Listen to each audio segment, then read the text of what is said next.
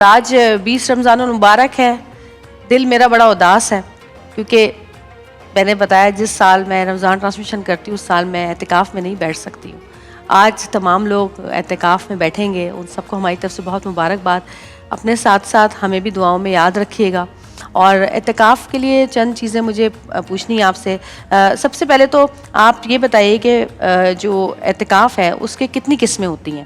کیونکہ ابھی بیچ میں میں نے یہ کہا تھا کہ میں 12-13 رمضان کو اعتکاف میں بیٹھی تھی، جبکہ میرا وہ جو ہے منت کا اعتکاف تھا جو مجھے کرنا تھا اعتکاف سے پہلے.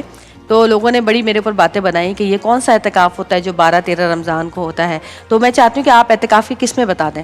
بسم اللہ الرحمن. سب سے پہلے فضیلت بیان کرتا ہوں. جی دیکھیں، سب سے پہلے تو یہ سیدنا امام حسین رضی اللہ تعالیٰ عنہ فرماتے ہیں کہ میں نے اپنے نانا حضور محمد رسول اللہ صلی اللہ علیہ وسلم سنا کہ جو شخص اعتکاف میں بیٹھتا ہے حجتین، اللہ اسے 2 حج اور 2 عمرے کے برابر ثواب عطا فرماتا ہے. اور پھر ایک حدیث ہے کہ جو شخص اعتکاف میں بیٹھتا ہے اللہ اس کا چہرہ جہنم سے 3 خندق دور کر دیتا ہے.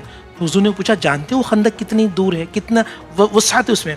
ہمیں زمین اور آسمان کے برابر جو گہرائی ہے، ایک خندق اتنی بڑی ہے، اتنا چہرہ بندے کا جہنم سے دور ہو جاتا ہے. 3 اس کی قسمیں ہیں.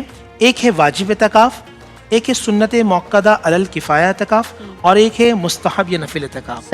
جس نے نظر مانی ہوگی اس کو اعتکاف میں بیٹھنا اس کا واجب ہوتا ہے. اور وہ کسی بھی وقت بیٹھ سکتا ہے، صرف روزہ شرط ہے. جی، روزہ اس میں شرط ہے. اگر رمضان کے بعد جسے مثال کے طور پہ کچھ لوگ کر لیا، بہتر تو یہ رمضان میں شروع کرے، رمضان کے بعد بھی وہ بیٹھ سکتا ہے لیکن اس کی روزہ شرط ہے. اچھا، دوسری بات یہ ہے سنت موقدہ علی الکفایہ. نبی علیہ الصلوۃ والسلام نے پہلے عشرے میں بھی بیٹھے ہیں، دوسرے عشرے میں بھی بیٹھے ہیں، اور تیسرے عشرے میں بیٹھے ہیں. اور نبی علیہ السلام نے تیسرے عشرے کو مخصوص فرما دیا تھا کیونکہ تیسرے عشرے میں لیلۃ القدر ہوتی ہے. اور جو شخص لیلۃ القدر کو پا لیتا ہے، اسے ایک سجدہ اگر وہ کر رہا ہے تو اللہ اسے 84 سال کے برابر ثواب عطا فرماتا ہے، اور 30,000 مہینوں کا ثواب وہ بندہ پا جاتا ہے. دوسرا یہ کہ آسمان سے فرشتے اسے اللہ کا سلام کہتے ہیں، اور جس سے مصافحہ کر لیں اس کی بخشش و مغفرت ہو جاتی ہے. سبحان اللہ، سبحان اللہ.